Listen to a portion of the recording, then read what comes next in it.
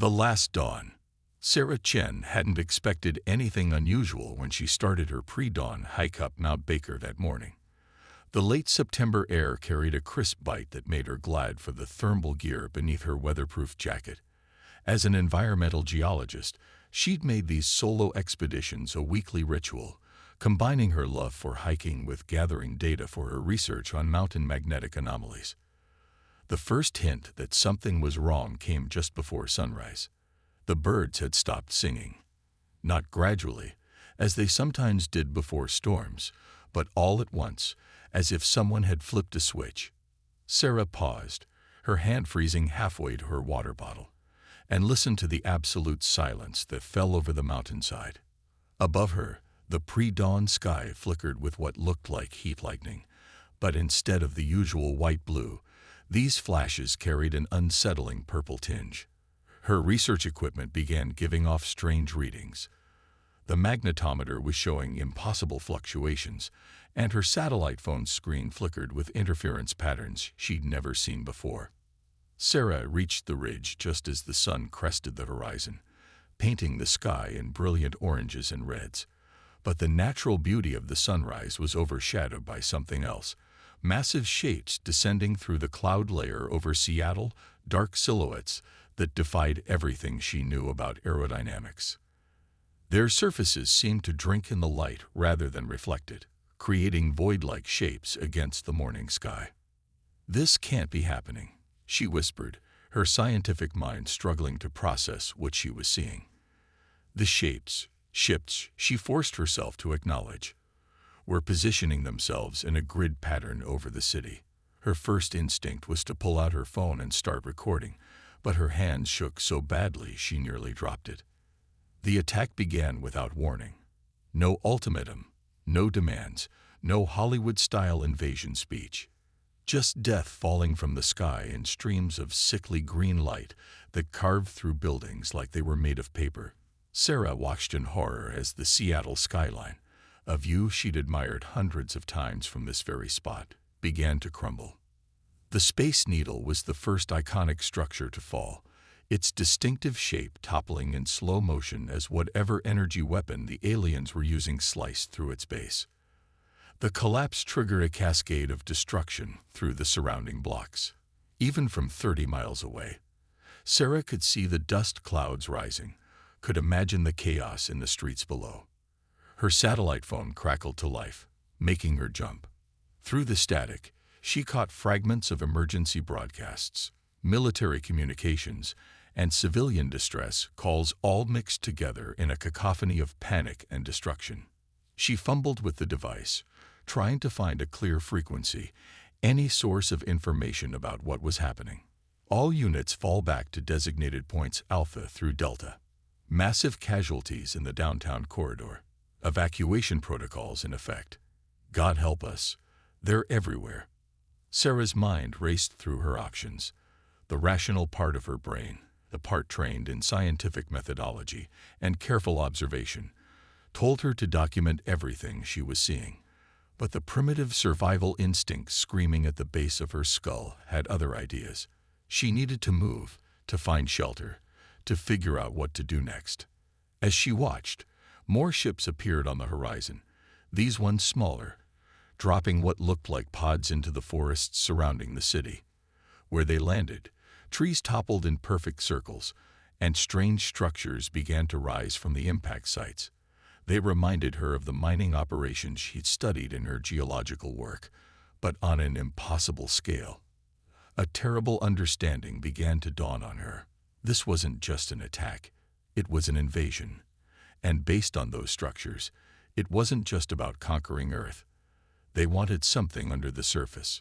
Sarah's equipment continued to give off erratic readings, but a pattern was emerging in the chaos. The magnetic anomalies she'd been studying, the ones that had brought her to this mountain in the first place, were intensifying. More importantly, they seemed to be interfering with whatever technology the aliens were using. She noticed their smaller craft avoiding certain areas, staying away from regions where the magnetic fields were strongest. As the morning wore on, Sarah began to realize something else, something that filled her with equal parts hope and terror. Her position on the mountain, the very thing that had given her this terrible front-row seat to the end of the world, might also be the thing that saved her life. The aliens seemed focused on population centers, on infrastructure. They either hadn't noticed or weren't interested in the mountainous regions. She was safe for now. But safety came with a price. The knowledge that she might be one of the few witnesses to humanity's darkest hour. The question was, what could one geologist do in the face of an alien invasion? The answer came from her quietly beeping satellite phone, still picking up fragments of emergency broadcasts. Someone was organizing a response, coordinating survivors, and Sarah had something they needed desperately: scientific knowledge about the very thing that seemed to interfere with the alien technology. As the sun climbed higher in the sky, Sarah Chen made a decision. She wouldn't be just a witness to this invasion. She would be part of humanity's answer to it. But first, she needed to survive, to observe, to understand. And most importantly, she needed to make contact with whatever remained of human resistance. She took one last look at the burning city below, then turned and began hiking higher up the mountain. If her theories about the magnetic anomalies were correct, the peaks would offer more than just safety. They might offer hope. The signal. 3 days into the invasion, Sarah discovered that desperation could be an excellent teacher. She transformed a small mountain cabin, one of her regular research outposts, into something resembling a command center. Maps of the region's magnetic anomalies covered one wall, marked with observed alien movements in red and suspected safe zones in green. Her satellite phone, rigged to a makeshift antenna array of climbing gear and copper wire, continuously scanned emergency frequencies. The aliens, the Vraks, as she'd heard them called in military transmissions, had established a clear pattern. Their massive ships maintained high orbital positions, while smaller harvester units descended to create what she'd started calling bore sites. These mechanical monstrosities drilled deep into Earth's crust, extracting something that made her radiation detectors shriek whenever their transport vessels passed overhead. Contact established on Emergency Channel 7, her jury-rigged communications system crackled. Sarah jumped from her notes, nearly knocking over her cold cup of instant coffee. She'd been hearing fragments of transmissions, but this was the first clear signal in hours. "This is Mountain Base Actual," a voice cut through the static. "Broadcasting on all emergency frequencies. We are establishing secure zones above 4,000 feet. If you can reach higher ground, do so. Repeat. The mountains are safe. They cannot track us above 4,000 feet. Sarah's hands trembled as she reached for the transmitter. She'd been documenting this phenomenon, but hadn't been certain if anyone else had noticed the pattern. After 3 attempts to steady her voice, she keyed the mic. "Mountain Base, this is Dr. Sarah Chen, environmental geologist on Mount Baker. I have critical information about why they can't track us at elevation. Are you receiving?" The silence that followed lasted so long, she thought she'd lost the signal. Then, "Dr. Chen, authenticate your identity. What university issued your doctorate?" "University of Washington, 2021. Dissertation on magnetic anomalies in the Cascade Range. And those anomalies are exactly why we're still alive." The voice on the other end belonged to Colonel Catherine Hayes, former commander of a now-destroyed military research facility. As they talked, Sarah learned she wasn't the only one who'd noticed the aliens' aversion to certain areas. Other survivors, especially those in mountainous regions worldwide, were reporting similar patterns. "The Vraks aren't just mining," Hayes explained. "They're harvesting specific rare Earth elements, elements that interact with Earth's magnetic field in ways that interfere with their technology. That's why they're avoiding the mountains. Our natural magnetic defenses are strongest here." Sarah spread out her research maps, noting how the alien bore sites corresponded perfectly with areas of low magnetic activity. They're not just avoiding the interference, she realized. They have to. Their entire technological base seems built around these elements. If we could find a way to weaponize these magnetic fields. Exactly why we're consolidating survivors in high-altitude bases, Hayes confirmed. But we need someone who understands the science. Your research might be the key to developing a defense, maybe even a way to fight back. Over the next several hours, Sarah coordinated with Hayes and other mountain bases, sharing data and theories. Survivors were trickling in from the lowlands, using the cover of darkness and magnetic interference to evade alien patrols. Each brought new pieces of intelligence, observations about alien behavior, weaknesses in their patrol patterns, vulnerabilities in their technology. The Vraks, they learned, relied heavily on automated systems and AI-driven machinery. Their actual numbers seemed relatively small. Perhaps they'd never expected significant resistance from a primitive species like humanity. But their technological advantage was overwhelming, except where Earth's natural magnetic fields disrupted their systems. Sarah found herself transitioning from researcher to resistance fighter. Her cabin became a waypoint for survivors heading to more established bases, and her expertise made her a valuable asset in understanding their enemy. She taught others how to read magnetic surveys, how to predict where the alien technology would be weakest, how to move unseen through the mountain's natural defensive network. "We need to think bigger," she told Hayes during one late-night transmission. "These magnetic anomalies aren't just defensive shields. They're pressure points. If we could amplify them somehow, create artificial magnetic pulses. You're talking about turning the entire mountain range into a weapon." Hayes finished the thought. "Exactly. The same elements they're mining. We can use them to disrupt their entire operation. But we'll need help. Engineers, physicists, anyone who understands electromagnetic field generation." "We're finding more survivors every day," Hayes responded. "Scientists, military personnel, even teenagers who understand enough physics to be dangerous. Humanity's best and brightest, driven to the high ground by alien invaders. Almost poetic, isn't it?"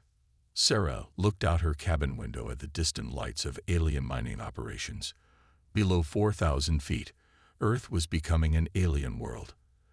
But up here, in the ancient mountains, humanity was gathering strength. They had the beginnings of a plan, growing knowledge of their enemies' weaknesses, and most importantly, they had hope. "They thought they were hunting us," Sarah said quietly. "But they've just pushed us to the one place where we can actually fight back. The mountains aren't our refuge. They're our fortress."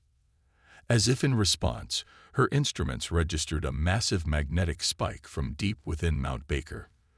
The mountain itself seemed to be awakening, its ancient forces stirring in response to the alien threat. Sarah smiled grimly as she began calculating how to harness that power. The aliens had come to Earth expecting to find easy prey. Instead, they'd driven humanity to the perfect battleground, one where the planet itself might become their greatest ally in the fight to come. Mountain Fortress. The mountain had changed in the 2 weeks since first contact. What had once been isolated research stations and hiking shelters had transformed into an interconnected network of resistance bases. Sarah stood at the entrance of what they now called the Nest, a former ski lodge that served as their main operations center, watching as another group of survivors made their way up the treacherous path. "We've got 3 physicists, a structural engineer, and an electrical contractor in this bunch," reported Maya Rodriguez, a former park ranger who'd become their chief of security.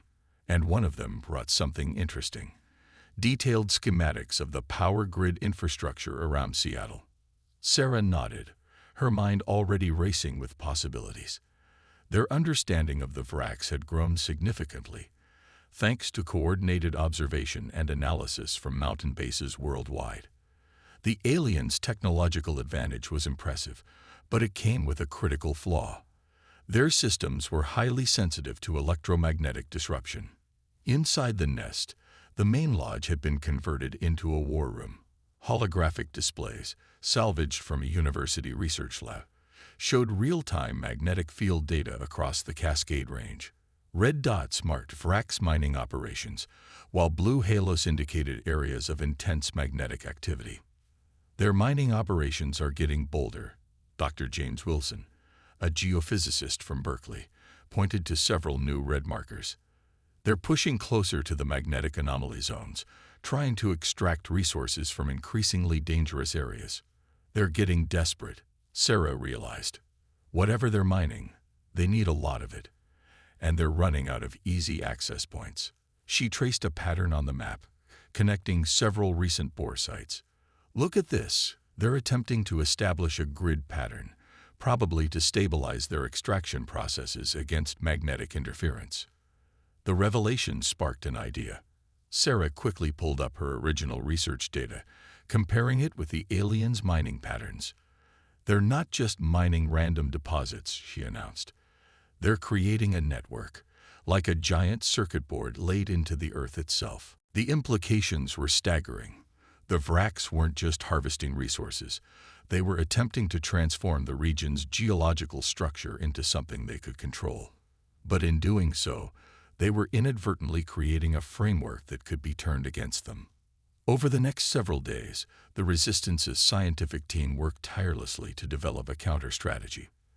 They discovered that the aliens' mining network, combined with the natural magnetic properties of the mountains, could be manipulated to create massive electromagnetic pulses if they could find a way to trigger them. The problem is power, explained Dr. Wilson, pointing to their calculations. We need an enormous energy surge to initiate the cascade effect, and we can't exactly plug into the grid anymore. Sarah stared at the equations, remembering something from her early research. What about geothermal energy? Mount Baker is an active volcano. If we could tap into that power. The idea sparked a flurry of activity. Teams were dispatched to survey potential drilling sites, while others began modifying geothermal equipment salvaged from abandoned research stations. It was dangerous work. They had to maintain absolute radio silence to avoid detection, using only the mountain's natural magnetic interference as cover. But they had one advantage the Vraks hadn't counted on: human adaptability. While the aliens relied on their advanced technology, the Resistance learned to work with the mountain's natural systems. They developed manual communication methods using mirrors and light signals. They created makeshift Faraday cages to protect sensitive equipment. They learned to read the mountain's magnetic fields like a weather map, predicting where alien patrols would be blind. Sarah found herself teaching impromptu classes on geology and electromagnetic theory to anyone who could help. Former hikers became expert pathfinders, leading supply runs through magnetic corridors where alien sensors were useless. Computer programmers worked with geologists to model magnetic field patterns. Even teenagers proved invaluable, their video game experience translating surprisingly well to operating their jury-rigged defensive systems. One morning, as Sarah calibrated their magnetic sensors, she noticed something extraordinary. The mountain's natural magnetic field was changing, growing stronger in response to the aliens' mining activities. It was as if the Earth itself was mounting an immune response to the invasion. "We're not just fighting for ourselves anymore," she told Colonel Hayes during their nightly briefing. "We're fighting alongside the planet." The Vraks thought Earth was just a resource to be exploited. They never considered that it might fight back. Hayes nodded, studying the latest magnetic field readings. "How long until the geothermal tap is ready?" 3 days, maybe 4. But we'll only get one shot at this. Once we trigger the pulse, they'll know exactly where we are. Then we better make it count. Hayes pulled up a global communication channel, connecting them with other mountain bases worldwide. Because we're not the only ones preparing to strike back. On screens around the room, Sarah saw similar operations taking shape on mountains across the globe. From the Himalayas to the Alps, the Andes to the Rockies, humanity had taken refuge in Earth's high places, and in every location, they were preparing to turn the aliens' own mining network against them. As night fell over Mount Baker, Sarah walked to the edge of their base and looked down at the alien-controlled lowlands. The Vraks' mining operations glowed with an eerie light, their machines ceaselessly extracting resources from the Earth. But up here, in the darkness of the mountains, humanity was preparing something the aliens couldn't possibly expect, a response that would use their own greed as a weapon against them. The real question was, when they finally struck back, would it be enough? The resistance rises. Sarah's hands moved steadily over the control panel they'd assembled from salvaged mining equipment and modified geothermal sensors. Around her, the nest hummed with nervous energy as teams made final preparations for humanity's first major counterattack against the Vraks. Mount Rainier Base is in position, Maya reported, her voice tight with tension. Olympic Peninsula and North Cascades teams are ready. Global coordination shows all major mountain ranges standing by. The plan was audacious, perhaps even desperate, but it was built on solid science. Over the past month, they'd discovered that the Vraks' mining network had created an unprecedented opportunity. By tapping into the geothermal energy of volcanic mountains worldwide, they could trigger a cascade of electromagnetic pulses through the aliens' own extraction grid. Final checks complete on the geothermal tap, Dr. Wilson announced. We're reading maximum pressure in all chambers. If this works. When this works, Sarah corrected him, not looking up from her calculations. They couldn't afford doubt now. Begin the power-up sequence. Time to show these aliens they picked the wrong planet to strip mine. The first phase of their plan had already begun hours ago. Small teams of resistance fighters had moved into position near key Vraks mining sites, placing modified electromagnetic beacons at precise coordinates. These beacons, powered by stolen alien technology and Earth's natural magnetic field, would serve as amplification points for the coming pulse. Sarah's satellite phone crackled with Colonel Hayes' voice. All mountains reporting ready. Dr. Chen, you have tactical control. The timing has to be perfect. Taking a deep breath, Sarah initiated the sequence they'd spent weeks preparing. Deep below Mount Baker, their geothermal tap began drawing power from the Earth's molten core. The energy readings climbed steadily, approaching levels that would have been considered impossible before the invasion. First threshold reached, she announced, watching the indicators carefully. Beginning magnetic field manipulation. Around the world, other mountain bases were performing the same procedure. They were using the Earth's own magnetic field like a vast antenna, preparing to broadcast a signal that would turn the Vraks' mining network into their worst nightmare. The aliens noticed something was wrong about 30 seconds before the pulse. Their mining operations began powering down, massive machines grinding to a halt as their sensors detected the building electromagnetic charge. But it was already too late. All stations, initiate pulse on my mark. Sarah's voice was steady despite the magnitude of what they were about to attempt. 3, 2, 1, mark. The world went white. The electromagnetic pulse that erupted from Mount Baker was unlike anything in human history. It raced through the Vraks' mining network like lightning through a copper wire, amplified by similar pulses from mountains across the globe. Their carefully constructed extraction grid became a weapon turned against its creators. When Sarah's vision cleared, the scene below had transformed. The alien mining operations lay silent, their advanced technology rendered useless by the massive electromagnetic disruption. In orbit, the larger Vraks ships were visibly struggling, their systems thrown into chaos by the coordinated attack. Direct hit on primary targets, Maya reported, her voice barely containing her excitement. Alien ground operations are completely dark, orbital vessels showing significant disruption. But they hadn't won yet.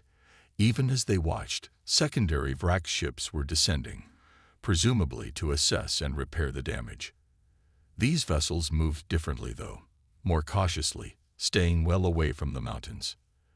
They're afraid, Dr. Wilson observed. They never expected us to turn their own network against them. Second wave approaching from the northwest, Maya warned. But they're maintaining high altitude, well outside our effective range. Sarah studied the tactical display, noting how the alien ships now avoided any area of significant magnetic activity. We've just changed the rules of engagement, she realized. They can't approach the mountains without risking their technology. We've created safe zones, permanent ones.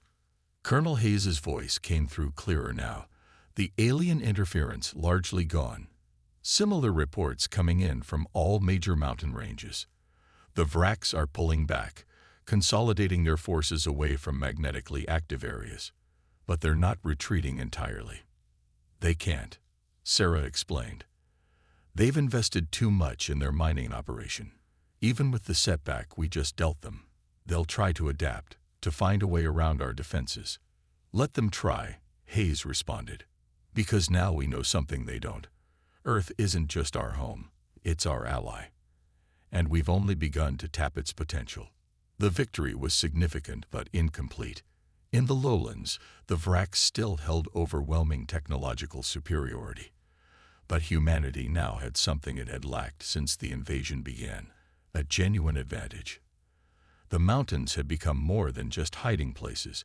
They were fortress walls in a planet-wide defensive network. Sarah watched as resistance teams moved out to salvage what they could from the disabled alien mining sites. Each piece of technology they recovered would help them understand their enemy better, prepare stronger countermeasures for the battles to come. What's our next move? Maya asked, studying the new pattern of alien activities forming below. Sarah pointed to several locations on their tactical display.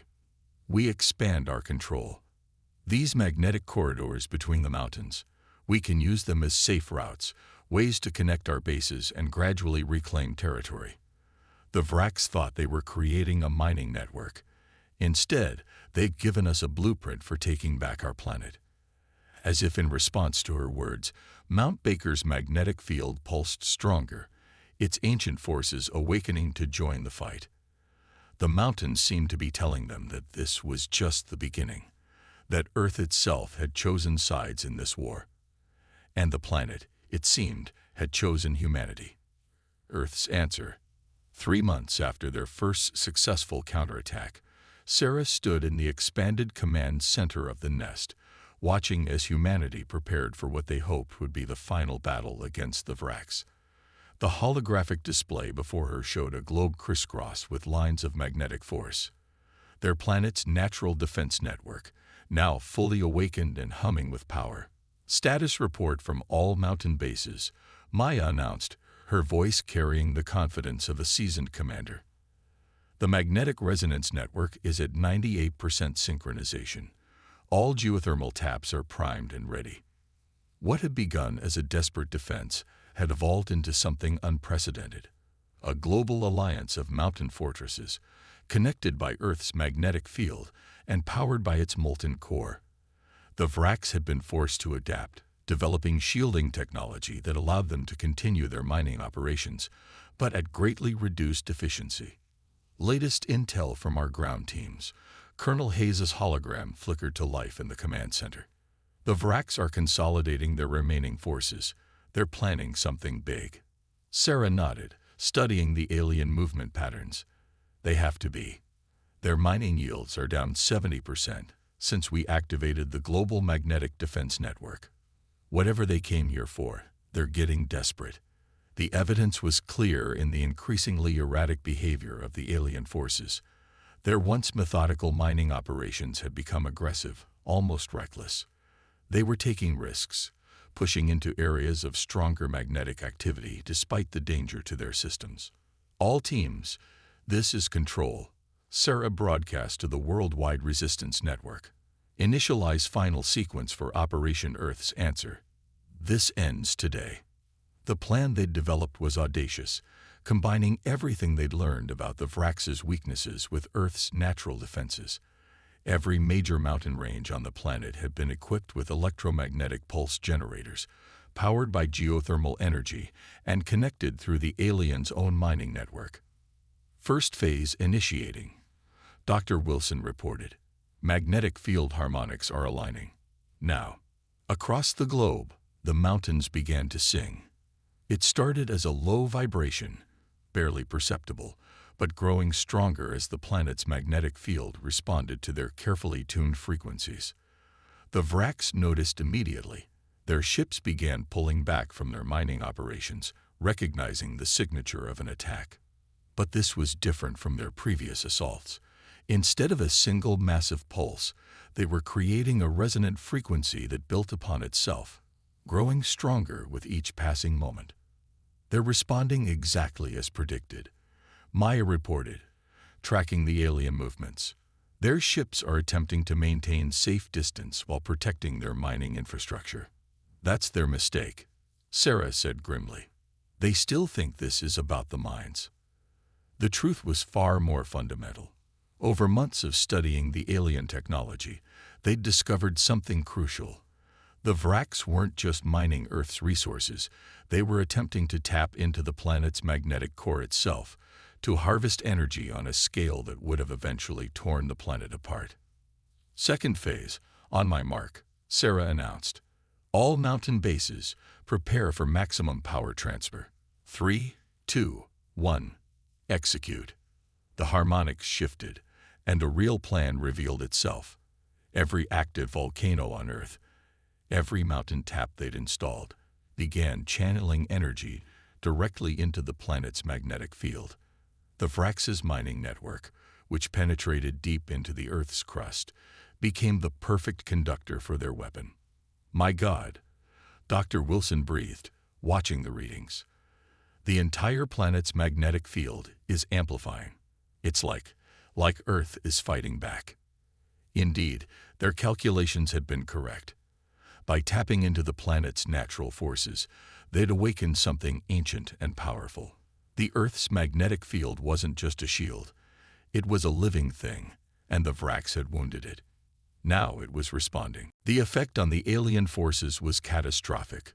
Their ships, designed to harvest and manipulate magnetic energy, found themselves overwhelmed by forces they couldn't control.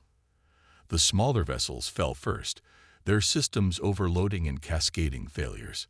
The larger ships attempted to retreat, but the magnetic storm now enveloped the entire planet. Multiple Vraks capital ships attempting emergency departure, Maya reported, her voice rising with excitement. Their engines are failing. They're falling back into the atmosphere. Sarah watched as humanity's invaders discovered too late that they'd underestimated not just Earth's inhabitants, but Earth itself. The planet's magnetic field, amplified by their technology and guided by human ingenuity, had become an inescapable trap. The final moments of the battle were almost anticlimactic. The remaining Vrak ships, their technology rendered useless by the magnetic storm, were forced to retreat or risk total destruction. Their mining operations, the very network they'd built to exploit Earth's resources, collapsed in on themselves.